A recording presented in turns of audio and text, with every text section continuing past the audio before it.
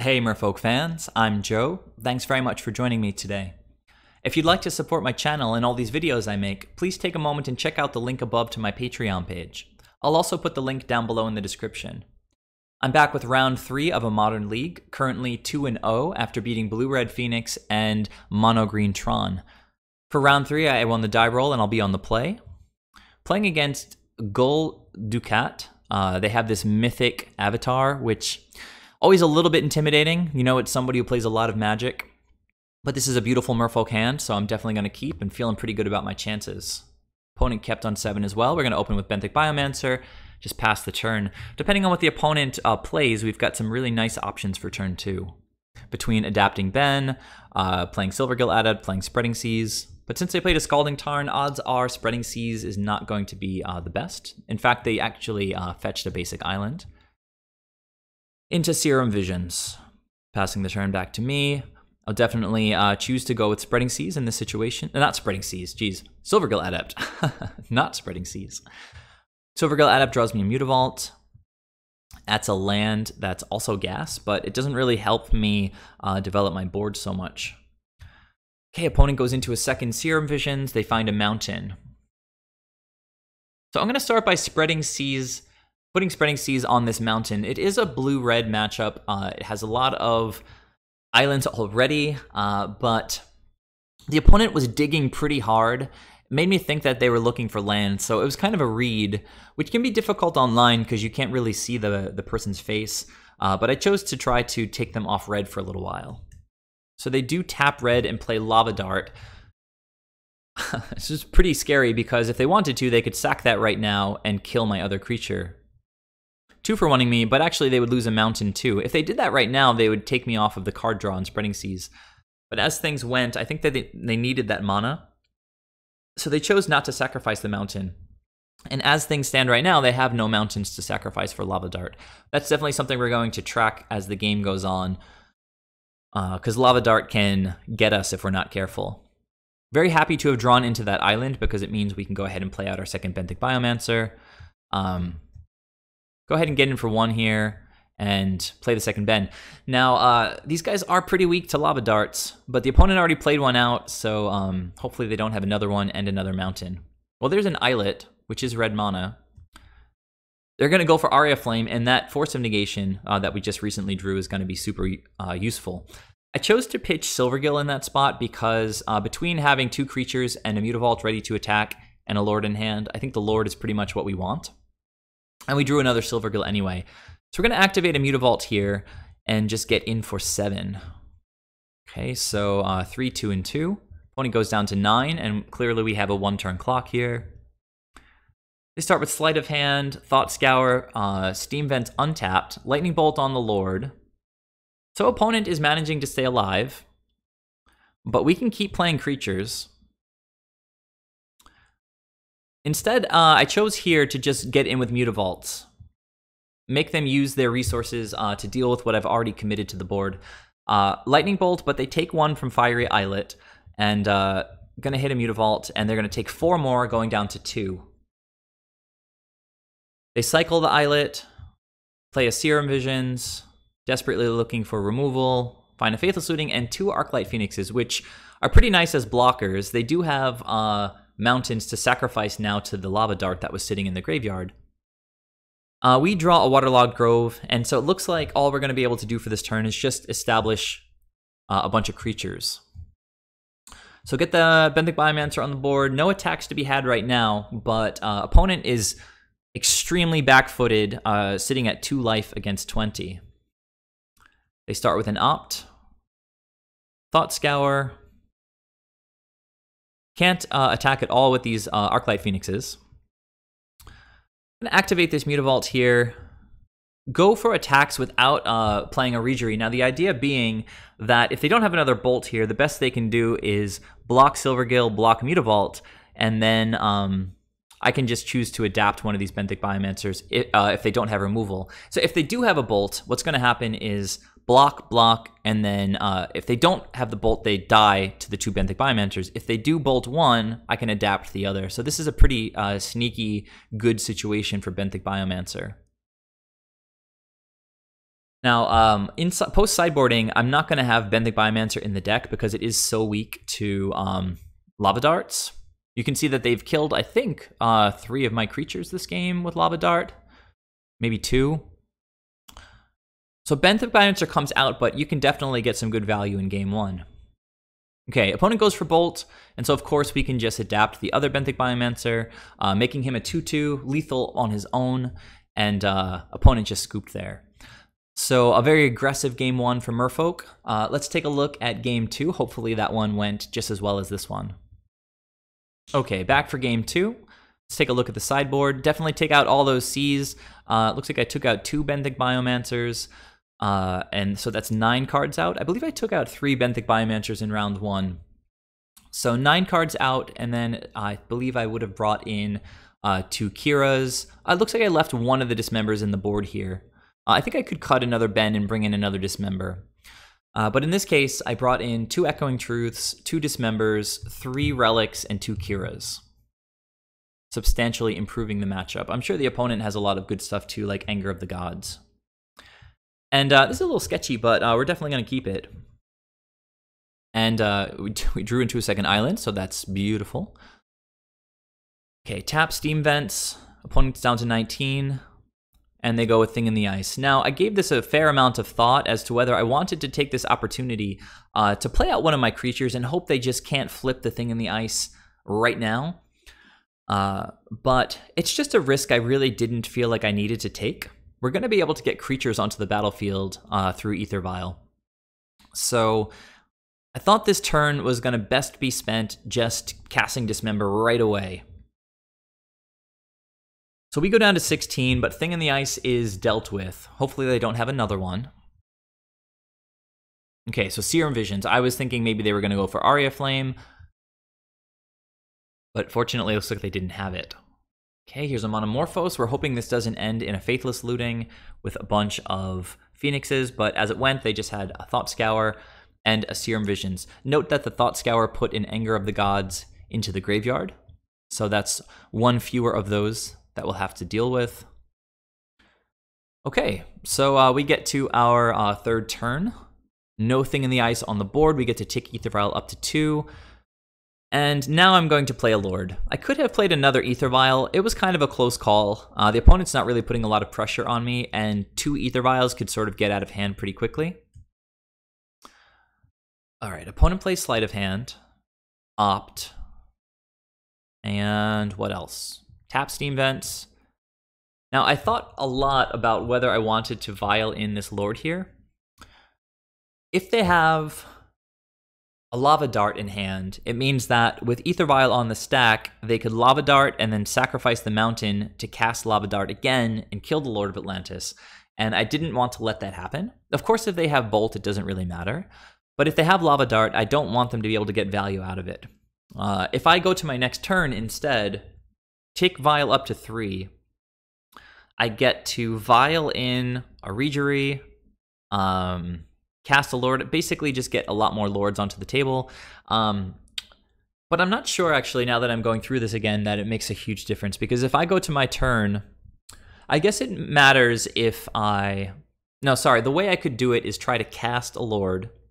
If they were on a Respond with Lava Dart, then I could Vial in a Reejerey and protect the Lord.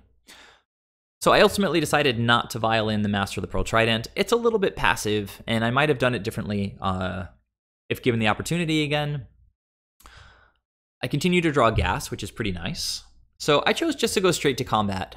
Opponent did give it a fair amount of thought, and ultimately decided just to Bolt the Lord. There's no playing around that, so it actually would have been better if I Vialed in the second Lord, because at least I would get some damage in this turn. So a misplay on my part. And this is the beginning of what could potentially be described as another misplay. The Trickster was actually a really good draw, because I could have just passed the opponent's turn, and then on their end step, Vialed in a Reejerey, Trickster to tap down anything that they have, and then use Reejerey's trigger to untap Vial, and then Vial in another Reejerey on their end step to play around Anger of the Gods. Instead, I chose to play around Anger of the Gods just by getting creatures onto the board right away. Of course, you guys know that if you get 3 lords, the toughness is at 4, and it puts the opponent on having both Anger of the Gods and other red removal like Lightning Bolt. So, I got punished in Game 2 of the first match in this league against Blue-Red Phoenix when I should have forced the opponent to have the 2-card combination. Instead, I played way too defensively and ultimately lost that game. Here, I decided to also force the opponent to have the 2-card combination. And as it went, though, they did have it. They had Magmatic Sinkhole to deal with one of the lords, dealt 5 damage, and then they cleaned up the rest with Anger of the Gods. So pretty rough breaks for me there. As I mentioned, I could have chosen instead to wait until their end step, gone Lord, Trickster, Lord. It's hard to know, exactly what the best line to take at any moment is. You just got to do your best. Thassa is a really, really good draw, given the board state. We know that one of the Anger of the Gods is already in the graveyard. Then they just cast one. So we don't know how many they have in their deck, but 2 of them are already spent. Thassa is going to make our top decks better than the opponent's top decks. I'm going to take the opportunity just to play out the second vial. Opponent, not too much. Just you can see the value in dealing with that thing in the ice as quickly as I did. They have so many non-creature spells.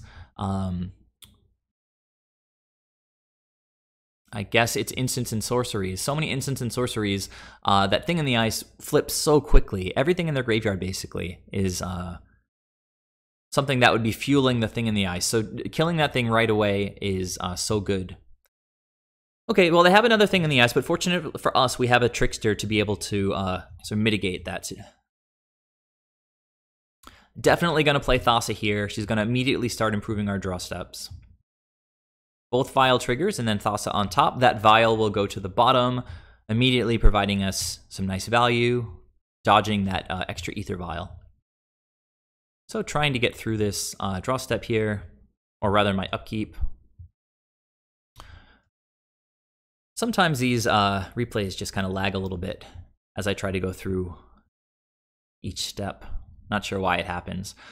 So I scryed away an AEther Vial and drew into a Horizon land, which is pretty nice because we'll be able to cycle that into another card anyway. All right, so Crackling Drake. It's not a card you see that often these days, but I guess some of these blue-red lists are still playing it. Maybe it's just like a singleton, but it's an 11-4 flyer right now, and that's probably the most relevant target for Trickster at this point. Opponent did tap out to play that thing. Unfortunately, we do have to keep the Trickster in hand to be able to deal with that guy, so I think the best we can do right now is start by cycling the Waterlogged Grove. The Lord is excellent for Devotion for Thassa. And then we'll just Vial in Reejerey. Okay, so Thassa scryed a Silvergill Adept to the top, and I kept it there. And this is another really tricky situation where I wasn't sure what the best sequence was going to be. Between the Reejerey taps, the Trickster being instant speed, I guess what I could have potentially done, which in hindsight would have been pretty good, would be just pass the turn, let them do what they want to do with these creatures here. Then during combat, I could activate Vial, bring in the Lord, cast Trickster, use Trickster to turn off Crackling Drake's text, which makes it a 0/4 and lose flying, so we can just eat it. And then with Reejerey's trigger from casting Trickster, untap Vial so that I can Vial in Silvergill Adept. The problem with that, of course, is that they can just go to their second main phase, cast what they want to cast, and just bounce my whole team. So I didn't really see the necessity for all of that instant speed stuff. So I just started with getting Adept onto the table. Drew a Dismember, which, as we know, is quite good against Thing in the Ice. But given the board state and the life totals, I don't think we need to attack Thing in the Ice right now. I think a better choice is to cast the Lord and untap the Aether Vial to leave it up for Trickster. Again, another option would be to cast the Trickster, tap the Crackling Drake, and use Reejerey's trigger to untap the Vial, which then could put in the Lord. When I do this stuff is not so relevant. I guess what I've learned from this situation, the scenario, is that the combination of Trickster and Reejerey lets you time your triggers however you want. You can do it on the opponent's turn or on your turn. In this case, I didn't think it made a huge difference, so I just played the Lord. And Thassa, of course, comes alive on my turn. That's a consideration I forgot to mention until now. With Island Walk, Reejerey gets to go in, and Thassa, of course, if she attacks, is indestructible. So the opponent just took that all, going down to 10. So that was actually the justification for playing out my creatures now, is that getting the Lord onto the table just lets me punch in for some damage. Of course, this gets massively punished if the opponent has another Anger of the Gods. But I would have had to do all of that action during their attack step, and if they had Anger, they could just wipe my board on the second main phase. So couldn't really afford to play around Anger of the Gods in this situation. Opponent starts with Thought Scour and Opt. Always have a handful of instants and sorceries. And Faithless Looting, so they get to sort of sculpt their hand exactly how they want it. And they pitch an Arclight Phoenix and play another land. So 3 presumably great cards in hand, an Arclight Phoenix about to enter, and a 16/4 flyer, Thing in the Ice with 1 counter on it. Pretty delicately balanced game right now. So Arclight Phoenix comes back, and at the beginning of combat, I had sort of a choice as to whether I wanted to tap anything down. The Arclight Phoenix is not really a threat, and if they bounce my team in order to let Thing in the Ice attack this turn, I can just immediately start re-establishing my board. I might vial in Silvergill Adept and... Well, no, I'm going to vial in Trickster to eat the... Well, no, if they attack with Thing in the Ice, it would bounce their other creatures, so that's clearly not the opponent's plan. So I just let them go to attacks because we have the Trickster in hand, and we can deal with this Crackling Drake. So I vial in the Trickster, target the Crackling Drake, which is actually one of my favorite targets with Trickster. It's just so good. Changing a 16/4 flyer to a 0/4 non-flyer. So note the opponent has 16 minutes and 13 seconds here. And after Trickster's ability resolved, they thought for like a minute and a half as to what they wanted to do next. So they passed the blocks. And I chose just to eat the Crackling Drake with Silvergill. And then from 15:48, they thought quite a bit more. Went all the way down to 13:42, so they took a full 2 minutes thinking about whether they wanted to bounce my team now and save their Crackling Drake. Or, and if they save their Crackling Drake, my team gets bounced and I get to rebuild right away. Basically, I would start by vialing in Thassa to get my scries going. This way, the opponent, if they just let the Crackling Drake die, which they did, they get to bounce my team on my turn, which will blank any potential attack. And they'll get to untap with, a 7/8 horror. So on my turn, I stack my triggers. Thassa reveals Kira, which seems pretty good in this spot, so I decided to put her on the top. And opponent thinks about doing something in response to the first AEther Vial trigger. I leave that on 2. And then in response to the second trigger, they went to bolt my face, putting the last Thing in the Ice trigger on the stack. Now this is a pretty spicy situation because if I go for Dismember now, the opponent could crack Scalding Tarn, cast a Thought Scour, another Thing in the Ice trigger would go on top of it, and then the Dismember would deal that 4 damage to me, go down to 9, Bolt would deal another 3 to me, I'd go down to 6, and Thing in the Ice would be a 7/8, which would just live through the Dismember. But it was an opportunity I had to take with this Dismember in hand.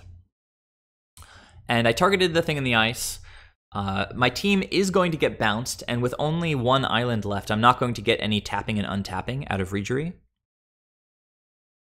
But this trigger is going to resolve. The Arclight Phoenix will get bounced. This Lightning Bolt was going to resolve. I'll go down to 6. I think that the opponent scooped a little bit hastily in this spot. They do have 2 cards in hand. We see that they have, I believe, 3 Lightning Bolts left in the deck. After the Bolt resolves, I'm going down to 6. And, well, no, I guess I get to flash in Trickster and tap down any attacker next turn. So odds are I would stay at 6 life long enough to rebuild my team and presumably attack for lethal. Thassa would be back online next turn to attack, and then Trickster would be a 4/4 again. If they cracked this land, they'd be at 9. It's a really close situation, and it's kind of unfortunate that the opponent just scooped, but maybe they just had 2 lands in hand. They do have access to Faithless Lootings.